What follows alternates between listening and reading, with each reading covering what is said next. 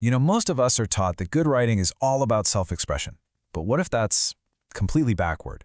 What if that's the starting point for almost all bad writing? And what if the real secret to powerful communication is something else entirely?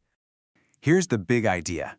Powerful writing has almost nothing to do with you, the writer. It's all about engineering a specific, desired experience inside the mind of your reader. The words themselves, they're just the tools. The effect they have, that's the whole point. So this is the fundamental shift we need to make.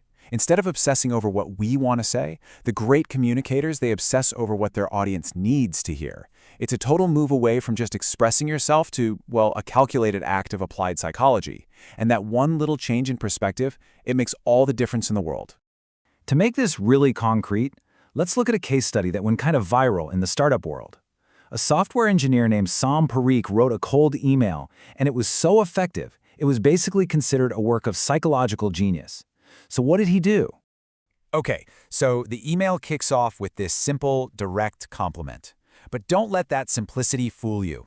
Even this very first line, it's been carefully calibrated for maximum psychological impact. See, this isn't just empty praise. By naming the company, he instantly proves this isn't some generic mass email he's blasting out. In just one sentence, he completely shifts the dynamic from, "Hey, I want something from you," to, "I am genuinely interested in what you do." Huge difference. And then he hits them with this line. Now, on the surface, it might sound a little awkward, right? But this is actually a masterstroke. He is tapping directly into the startup culture myth, the one, of the ideal engineer, someone who just lives and breathes code, with zero distractions. He's not just saying he's a good coder, he's telling the founder, "I am the exact person you dream of hiring." Next up, he starts speaking their language. He drops in some very specific industry jargon that basically acts as a kind of secret handshake. By using phrases like super lean teams and work across the stack, he's signaling cultural fit.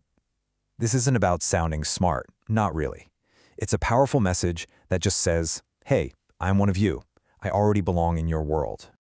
So when you boil it all down, this email worked because it wasn't just a list of skills. No, it was a perfectly crafted mirror. It reflected the founder's deepest beliefs and desires right back at them. He wasn't just selling his expertise, he was selling an identity that the founder was already desperate to buy. And what Sam Parikh did there, it's a perfect example of a much, much bigger idea, world building. This is the real secret to all successful persuasion. It's not about arguing facts, it's about inviting someone into a reality, a whole world where your idea makes perfect sense. Now, the easiest way to do this is to fit into a world that already exists. You start with something they already agree on. That's your common ground. Then you carefully lead them from that shared belief over to your idea. And finally, you have to ground it with concrete examples to make it all feel real. Building a completely new world from scratch? Well, that's way harder.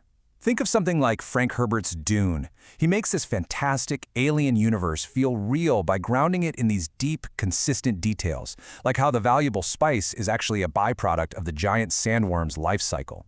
That level of detail is everything. So, okay, this is a really powerful skill for communicating with people. We get that. But here's the big pivot. What if I told you its single most important application today has nothing to do with writing for other humans? Because this whole time, everything we've been discussing, writing, psychology, persuasion, it's secretly been a lesson on how to master AI. And listen, this isn't just some clever analogy. It is, I think, the most technically accurate way to think about getting great results from AI. Effective prompting is world building. Full stop. Every time you write a prompt, you're creating a temporary fictional universe for the AI to inhabit. Just look at the difference here. A vague prompt like, "Tell me a story," well, that just puts the AI in this huge, undefined part of its mind, so you get a totally generic response.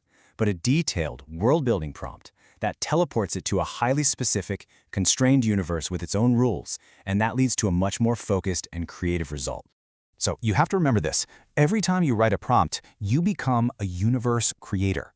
You are literally setting the laws of physics for the AI's response. The more detail, the more lore, the more constraints you provide, the richer and more specific that universe becomes. The takeaway here is really simple and direct. Lazy, low-effort prompts, they create generic, pretty crappy universes. But when you apply these principles of world building to your prompts, you create these rich, detailed realities that let the AI produce truly extraordinary results. So, in a world that's just filled with AI, the most valuable communication skill isn't just writing clear sentences anymore. It's world building, for both humans and for machines. It's the one skill that elevates you from being a simple user to a true creator. Which leaves us with one last thought. The next time you open up that chat window, are you just going to ask a simple question, or are you going to step into the role of an architect and create an entire universe? The choice is yours.